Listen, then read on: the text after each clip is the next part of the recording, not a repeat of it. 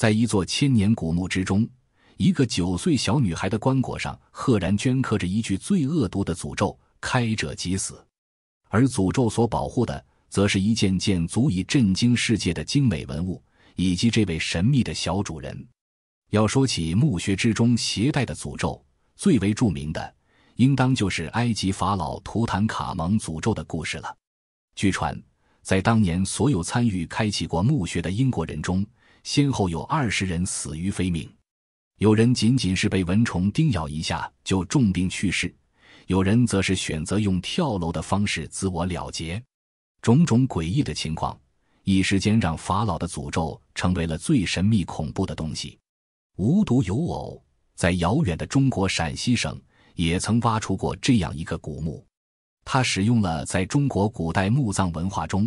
较为少见的诅咒形式来保护墓主的死后安宁。它其中发掘出的艺术品奢华程度让现代人都叹为观止，而它最为神秘的则是主人的身份。1957年，在中国的陕西省西安市一片农田之上，正有大量工人忙碌着。因为此地最近刚被一家公司收购，想要用来盖一个仓库。就在其中一个工人抡圆了锄头向着地面凿去时，传来的反震险些将锄头震脱了手。工人吃痛的呼声迅速引来了四周的工友，众人合力之下，居然在土壤中发掘出一块已经碎裂的巨大青石板。如果是其他地方的施工队，可能还会疑惑为何会突然挖到岩层。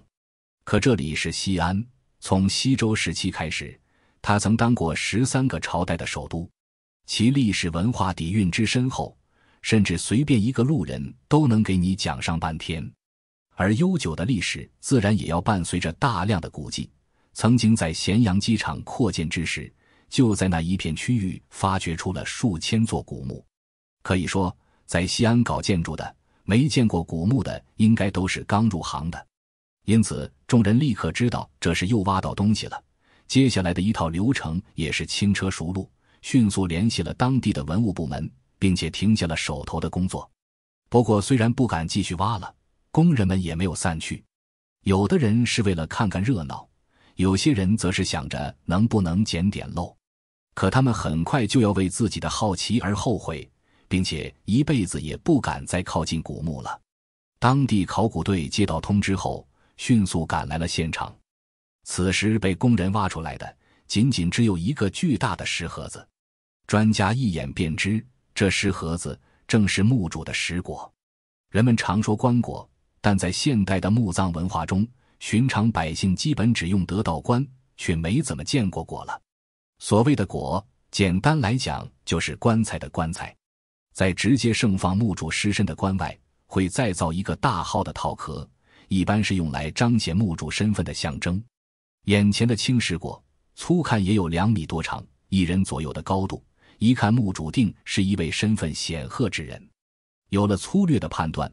考古队也没有先急着开椁升棺，而是借调来了一批工人，在他们的指挥下继续挖掘。毕竟考古不同于探险寻宝，是要对完整的古迹进行发掘保护。眼下有了棺椁作为中心，想要完整的挖出这座古墓也就简单多了。在一番发掘清理之后，墓穴周围发掘出了夯土残迹，仅余留下来的部分就有50米长，20多米宽，由此可见墓穴规模不小。墓室是由一条倾斜的墓道引入，呈上窄下宽之形，方位坐北朝南，墓道长度近7米。同时石壁之上还有精致的壁画，墓门斗拱之上还有珍禽异兽的浮雕图案。如果从空中俯瞰，会发现墓穴整体呈甲字形。在古代的墓葬体系中，这是一种专供贵人使用的土坑数穴葬法。越是贵人墓，宝贝越多，这就是当时参与挖掘的工人们心里的想法。而专家们也清楚，如此制式的墓穴，所葬之人不仅要有钱，还得要有权。这次的发现一定足以载入史册。于是所有人的目光都聚集在了石椁之上。在除去了顶部碎裂的石板之后，呈现在众人眼前的东西竟让人有些摸不到头脑，因为露出来的既不是厚实的棺木，也不是腐朽的填充物，而是一个屋顶。现场的专家见过的古墓也算不少了，这在石椁之中盖房子的却还是第一次见。只见这屋顶的屋脊瓦片飞檐斗角俱全，瓦当之上还有莲花纹样，就是大小全控制在了这2米多的空间之内。而再仔细观察的话，就会发现瓦片并非真的层层覆瓦，而是在一整块的巨石之上雕刻出来。而这也让专家们得到了一个更为震惊的结论，这屋顶极有可能就是棺盖。想到此节，专家们就更兴奋了，立刻找来了吊车，要将这棺盖抬出，看看其下掩盖着什么样的人物。可是在安装吊索的时候，一名工人突然发出惊呼，指着棺盖哆哆嗦嗦说不出话来。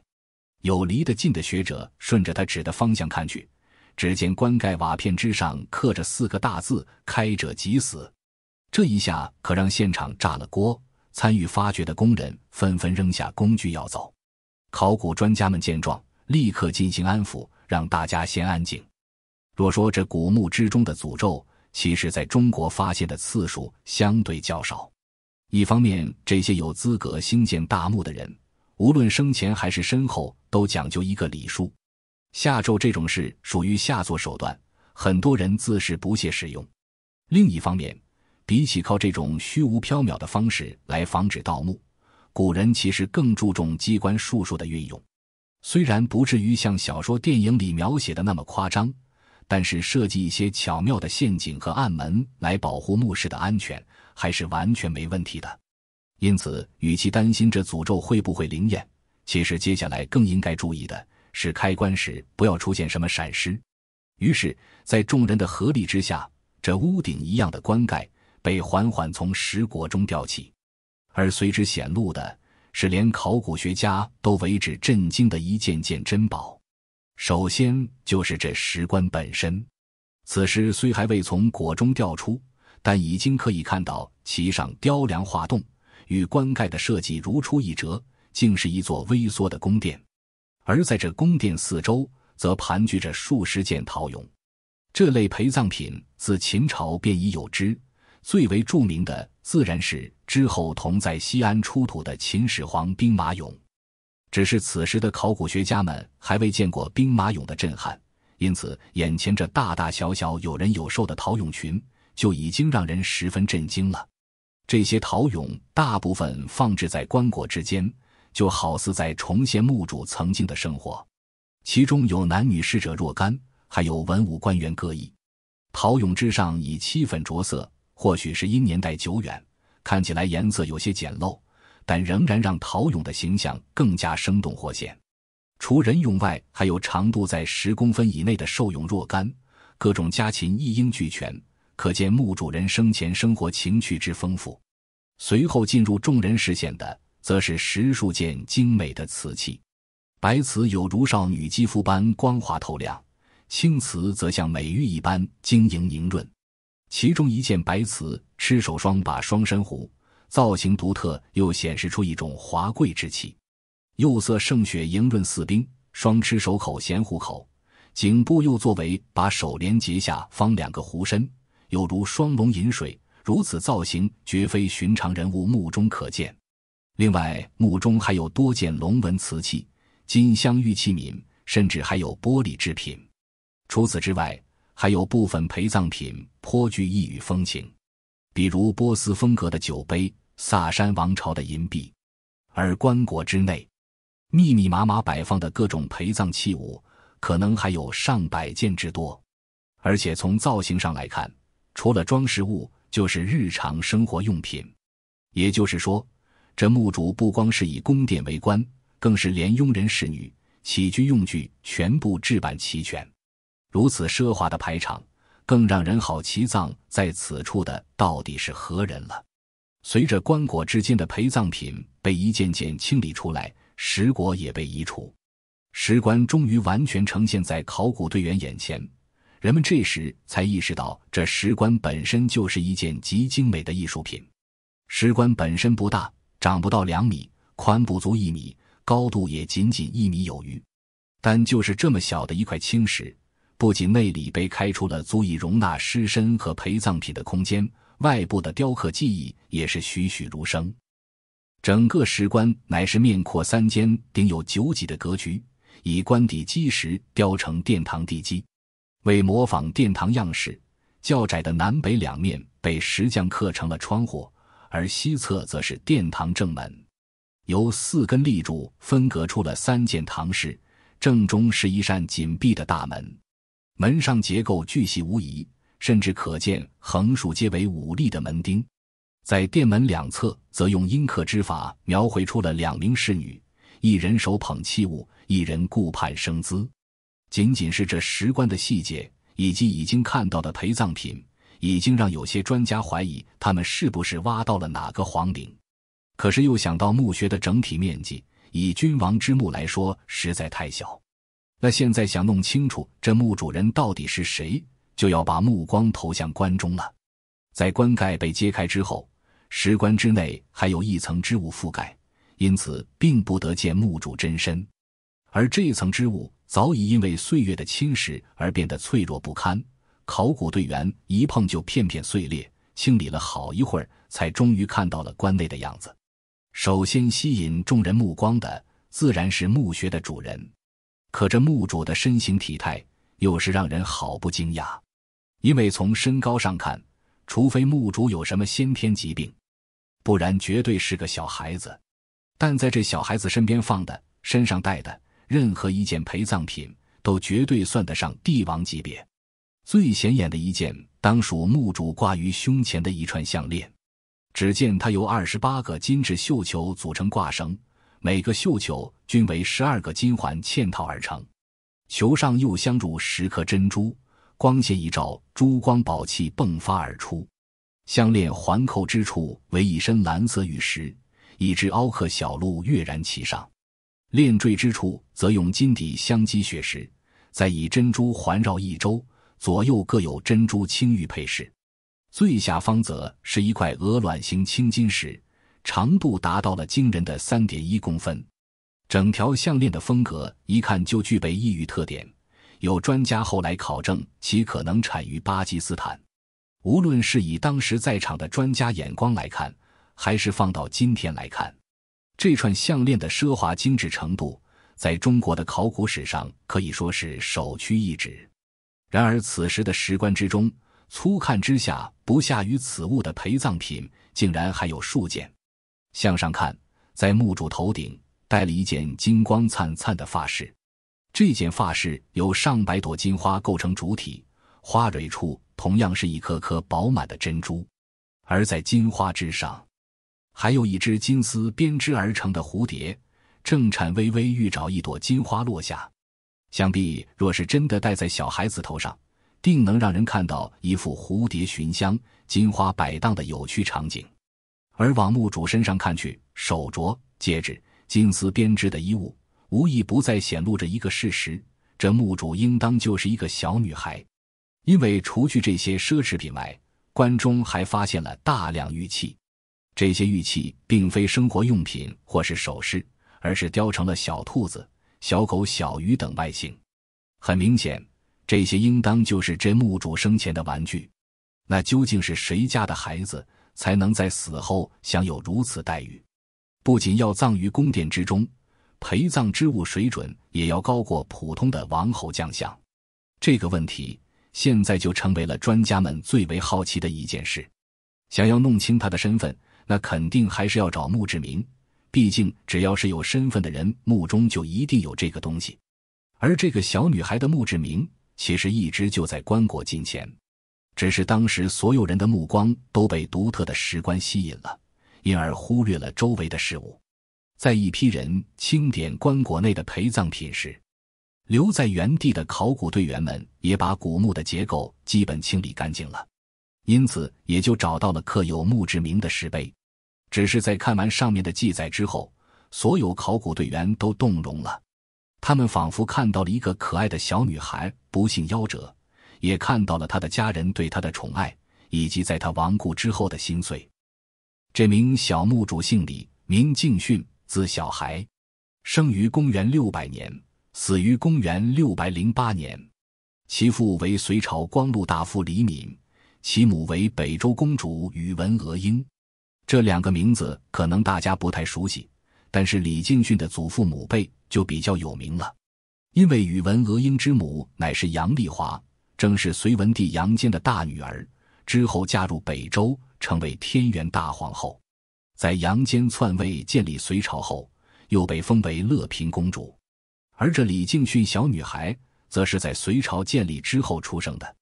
当时的杨丽华虽是前朝的皇后，但毕竟也是杨坚的长女，还有功于隋朝的建立，因此受封乐平公主之后地位仍然不低。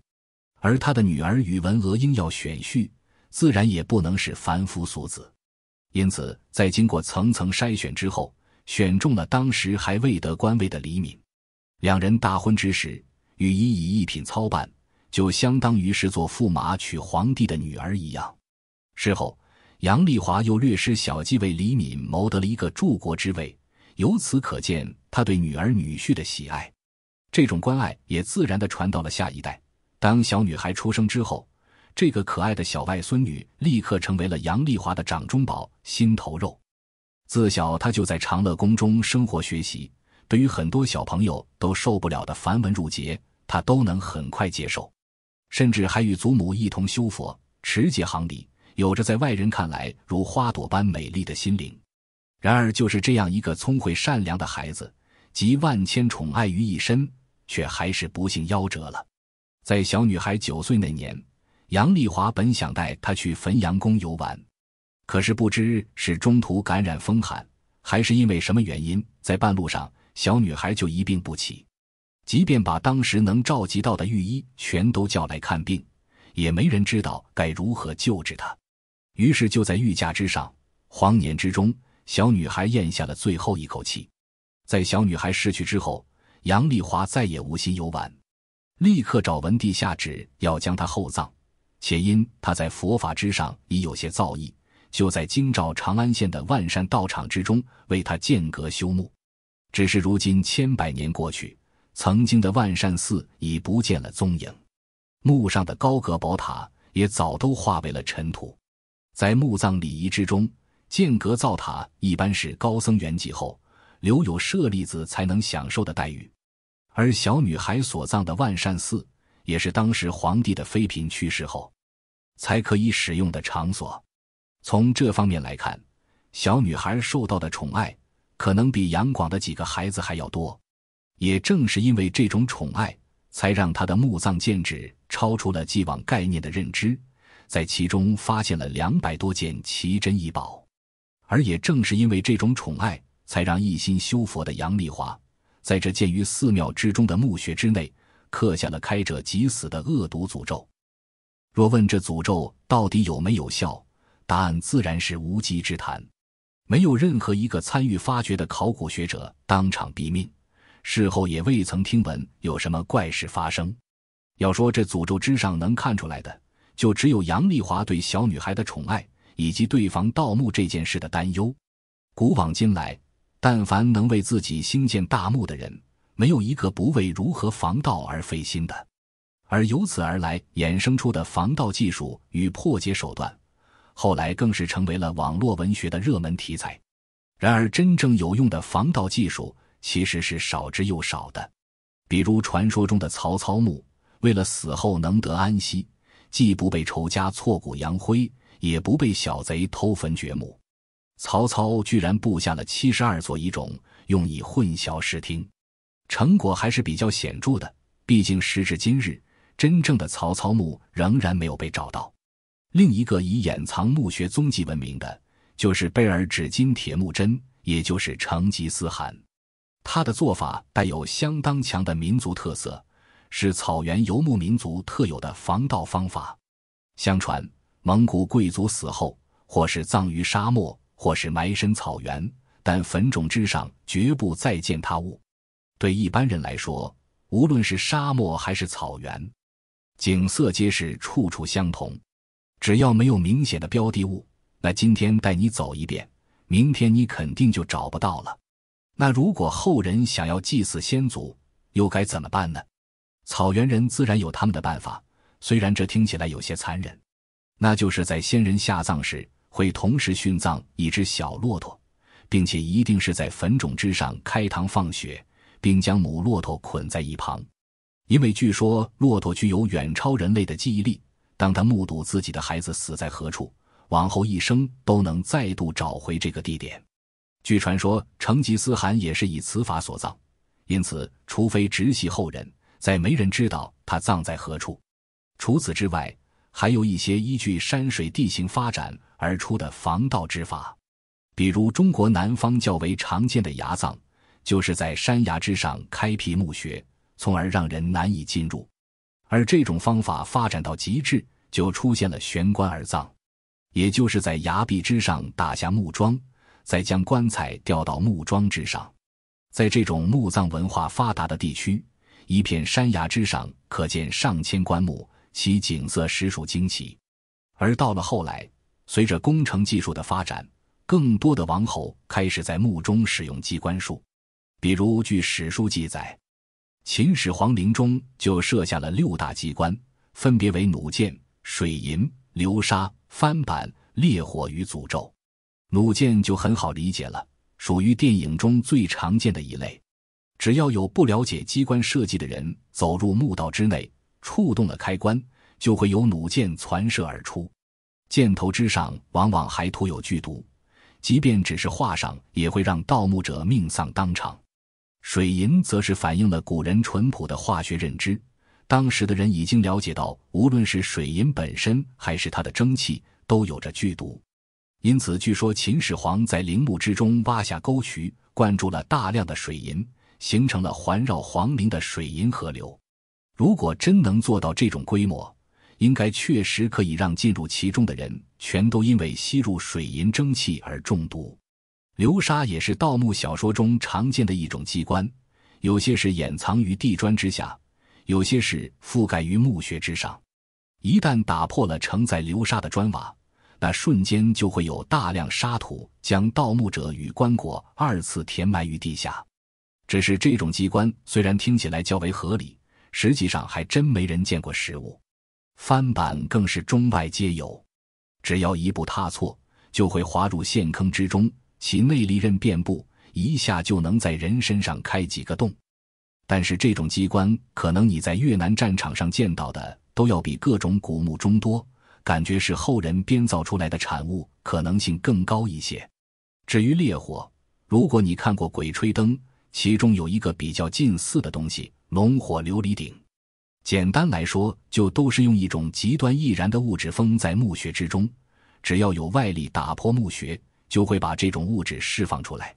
而这种东西易燃到只要接触空气就会被点燃，即便会焚毁墓穴，也要与盗墓贼同归于尽。